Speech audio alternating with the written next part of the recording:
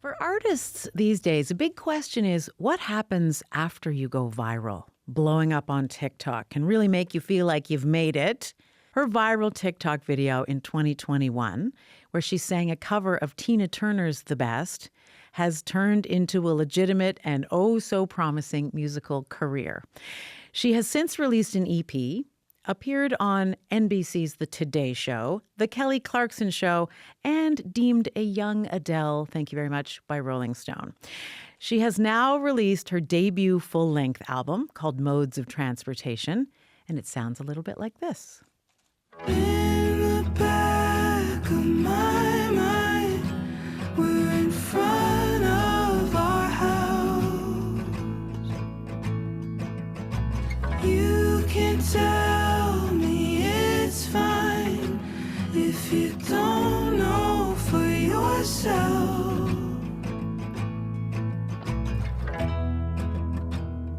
That's Billianne and Cassiopeia, and I am so happy to welcome her right now to the Q studio. Nice to have you here. Thanks. I'm so glad to be here. It's nice to be here. I feel you say that like you really. I feel it. I really mean it. You do. Yeah. And I feel like I'm going to be able to say I talked to her when. Not that you're not. Trajectory isn't already sort of spiraling upwards, but it's a real treat to have you here. Oh. I was watching you when you were hearing that song and wondering how it feels. You've heard it so many times, but how does it feel to hear it at this point, in this place, in this conversation, in the opening of this conversation? Do you have pinch me moments about these kinds of things? Yeah, especially now that it's out. Like, I've known that song for years now, and it's become part of like the stuff I listen to because I had to listen to it. But the fact that it's out now and people can actually listen to it, and when I talk about it, it's not an unreleased song anymore, is still pretty mind-blowing to me. I'm like, all right, that's out in the world. I got to keep reminding myself. Well, okay, and speaking of mind-blowing, I mean, I just went through a fairly long list of mind-blowing things, maybe top of which is being called a young Adele by Rolling Stone. Mm-hmm. Like, are our arms bright red from all the pinching on that? I know. Like, when I hear those things listed out, I'm always talking to my mom about all these things, but I was like talking to her about hearing all these stats about myself, and then like me sitting there like waiting for like Billianne to walk into the room, like where's this girl? Who is this person that Rolling Stone is writing about? Yeah, I'm like, that's crazy to hear over again. It's nice to hear it again because I am someone who will just forget those really cool things happened to me, and I'm like, wow. I think that's maybe a good quality. Okay. Forgetting them and not letting them sit in your head and percolate and become some kind of weird ego trip. I think it's good that you're kind of staying true to who you are and not taking them that seriously. I think that's cool. But do you do any conscious sort of preparation for the accolades and those huge moments that you're going to not only hear said about yourself, but experience going on these huge shows? Do you have to consciously talk yourself through, how are we going to do this? Yeah, I mean, I am naturally an anxious person, which I find funny sometimes because I get called a very calm presence a lot of the times, but always my mind is racing. So I always have to like talk to myself about these things before they happen, and also like make sure I'm actually feeling it in the moment, because I think an anxious mind, like my own mind, you can get a little wrapped up in your own head, like when these things are happening. Like as I'm being interviewed with Rolling Stone, I'm like, I gotta just like treat this like a normal conversation, but it's sometimes hard. And then I think I go to that like forgetful place. Sometimes I'm like, maybe it's like protecting my anxious mind somehow. I don't know. Where does that voice in your head telling you to, hey, just be you, be in this moment, enjoy this experience? Whose voice is that, or where does that come from? Because that's wisdom. Yeah, I think it's something I've actually like learned on my own, because I've had like a couple of these big moments now, and I've had a few of them, especially on stage moments, where I feel I leave it and I don't feel it enough. Like, do you know that quote? I think it's from The Office. It's like, you want to know you're in the good old days before you've left them. Trying to remind myself of that, feeling the moment. I think that quote, and just making sure I'm present is a big deal for me. Well done. I believe that will serve you well as the trajectory continues upwards and onwards. So we're here to talk about your new album, but I want to back up a little bit to some of what led to this, which is, your story when it comes to music. You were a very musical child. You've talked a lot about that. Do you remember the first time someone told you had a great singing voice? I'm not sure if I do, but I do remember a moment where I was forcing people to hear me sing, and it was my neighbor's house. She had I think her relatives over from Nova Scotia, and I inserted myself at 4 years old and did a concert for them on her lawn. Did not. Hey, everybody. Nope, stop what you're doing. I have something to sing for you. I am a singer.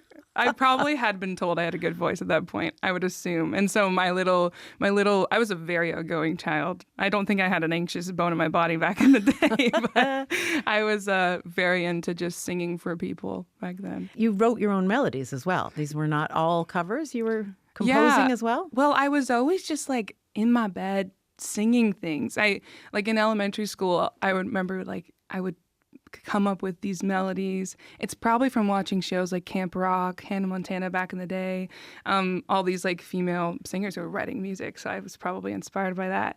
But yeah, I would just hum melodies to myself. I was always this loud kid, just always singing, a lot of the time singing my favorite songs that I was hearing on Disney Channel or wherever I was hearing music at the time. So you grew up, you love it. You got a little more serious about songwriting when you got to high school. And then fast forward to the moment that so many people talk about in your story, which is 2021. You're posting a TikTok, your cover of Tina Turner's The Best, and it goes viral. I know you've talked on this show before with Tom sort of about that moment, but I'm curious about how you look at that moment now, given what it led to. Yeah, I mean, talk about that, the good old days sort of thing.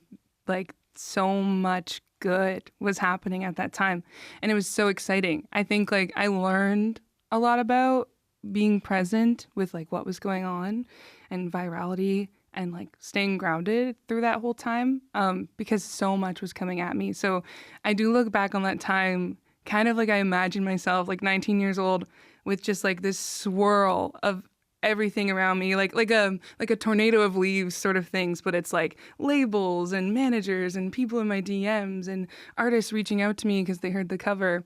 And I look at that 19-year-old and she didn't know the half of it.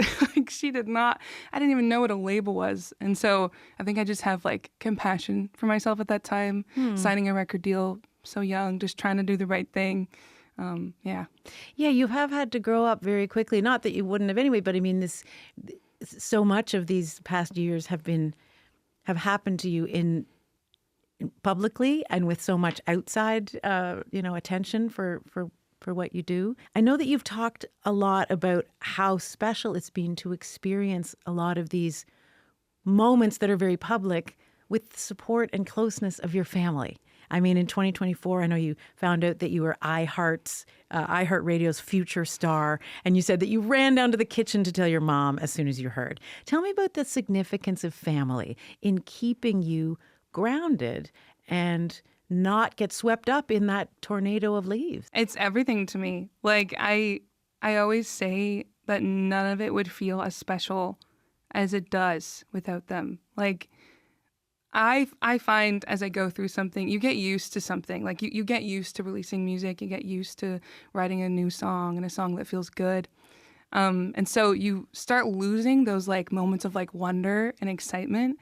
But the people who are always excited and always reminding me that it's really cool that I get to release music and that these moments are happening, like Rolling Stone, are my parents and my family and my close friends. It's those people. So keeping them around me actually remind me to lift myself up.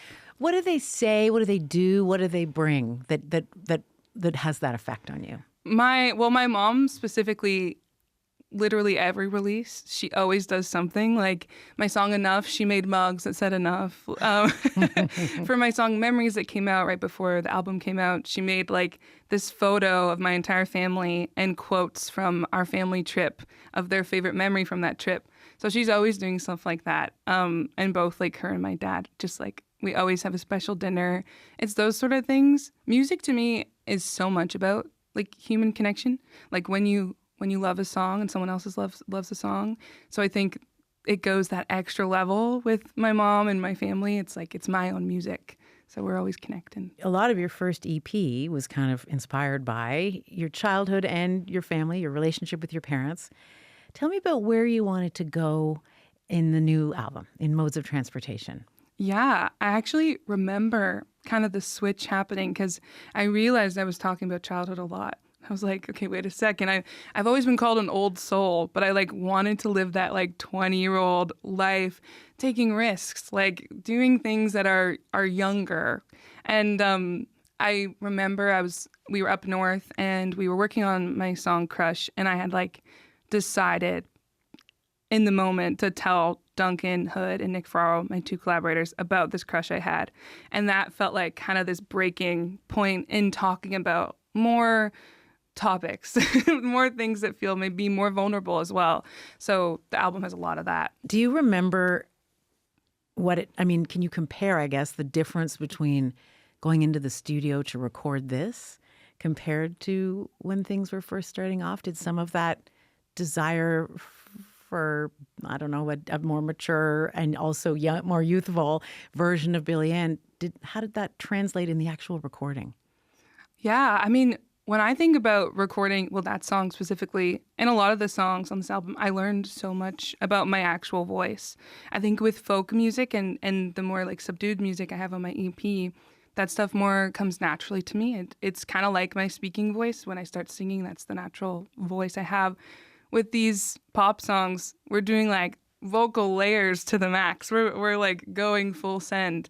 And so there was a lot of like learning how to use my voice in that way. The like staccato-ness of a pop song was something I'd never done before. So I'm learning how to do that. And then also learning how to like take care of my mind as I'm doing that, because I became very hard on myself. I was like, why can't I record this song? I'm a singer. That's always been the thing I have. But yeah, with those, I had to learn how to record like that. And also content like that, like lines like, I want to bathe in you.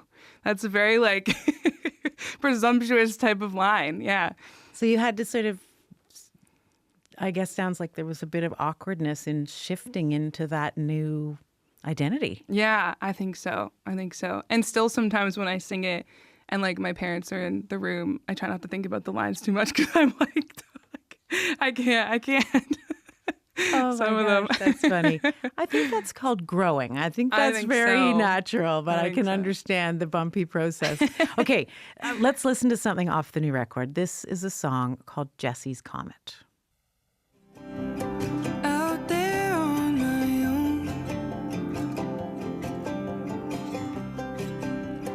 losing track without you.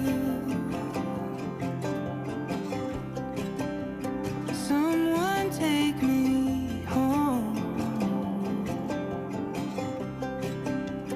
All my faith is see-through.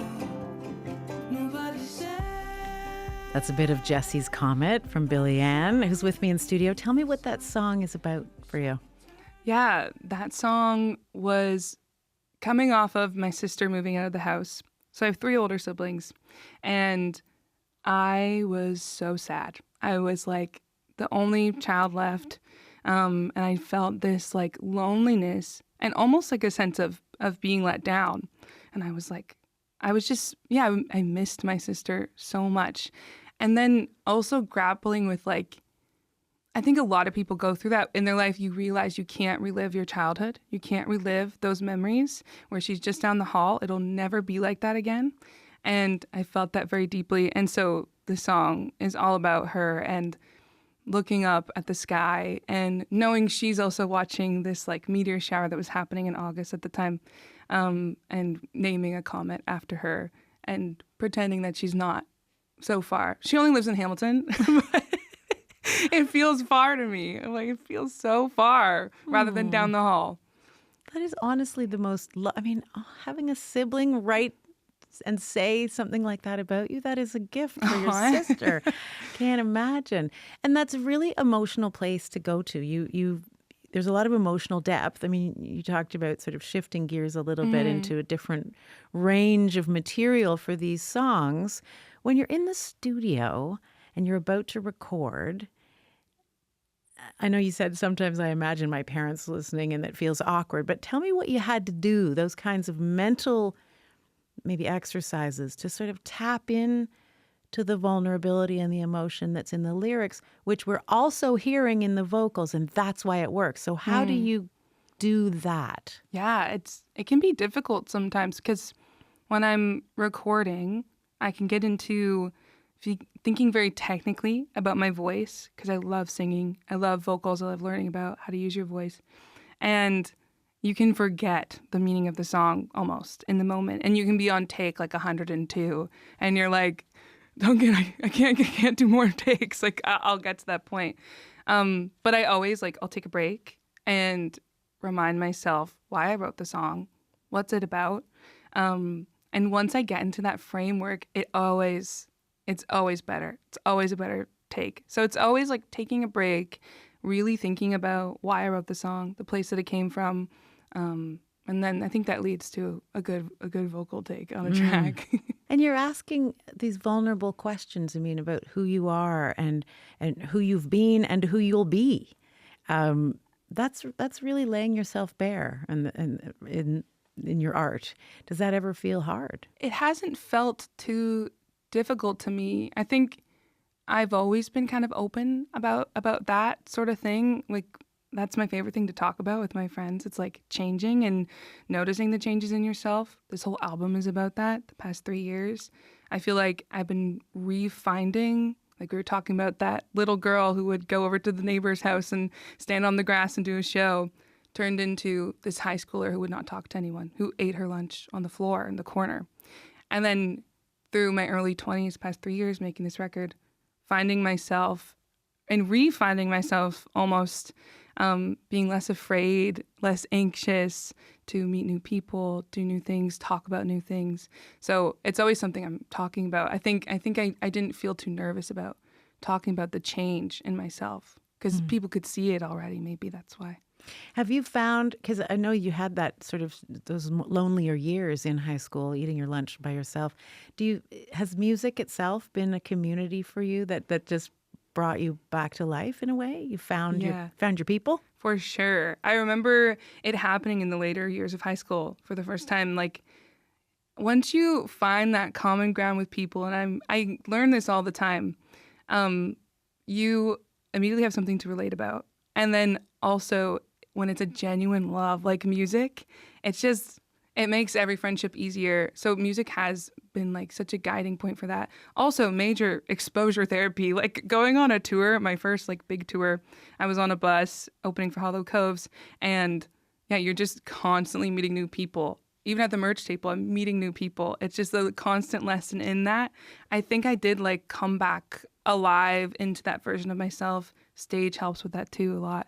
And realizing also the Toronto community here is small. Like it's this little web of people. Once you know someone else knows someone, and you feel at home all of a sudden. All right, let's hear another song off the new album. This one's called "Let Me Run." Let me down. What's the trouble? I'm no fun. Let me run. More than gold, like stainless dancers. I'll be coming home. Just let me go. My producer tells me there's a funny image that pops into your head when you hear that song back. Can you tell me a little bit about what inspired that song? Is it? I don't know if it was the thing I said about the dog running away. Yep. I do think about the dog. So yeah, Let Me Run is a song about wanting to find like personal freedom. Like we talked about, like in high school, I was this wallflower, and I was seeing other people my age doing things like going to bars, just like hanging out to the late hours of the night, and longing for that for myself. Like not kind of wanting to remove myself from the label of the old soul, like that version where I've already like passed like those younger years where I'm allowed to do those sort of things. So Let Me Run comes from that place. And I think like it's talking to my parents, it's talking to myself, and saying like could I always can I live inside the 25, which means can I live on the road that is taking me to the city, to where all these things are happening, where I want to be, where I want to find this growth. And so yeah, I do picture a dog in my mind for some reason, like just open gates. And one of the happiest things in life is watching a dog just run free. And so for me, that I also picture myself doing that at the same time, and just saying like, I'll be back. I'm gonna come back. I know where home is, but I gotta go and change and grow and do all these things, and you gotta let me. Okay, so this tour that's coming up is maybe another chapter in the evolution and change cycle of Billianne. You're headlining. You've played lots of live shows, no doubt about that. And you've often been part of festivals or opened for someone else. You're the headliner. So what change do you anticipate that will bring about? I am so excited to go on this tour because I'm bringing like my full band. I played a couple full band headline shows before, but this whole thing is going to be full band, and we're playing the new record. And every time I play new music live to a new audience, I feel like I hear the song differently. I connect to the music more, so I'm excited about that. And yeah, the way I approach it is pretty similarly to when I'm opening for someone, but I always feel like I have way more freedom, like when it's a headline show. So I'm excited that every night's gonna be like that. I can play whatever I want. You're that dog running free on stage as the headliner. I am that dog. That's right. I want you to say that on stage at the Toronto show, okay? I'm coming, and I want you to say, I am that dog. I'll say, where's my dog? I am that dog. I'll find you. So good to have you here. Oh, You've got the solid feet under your soaring wings, and all the best to you, Billianne. Thank you. It's great to be here. I love being here.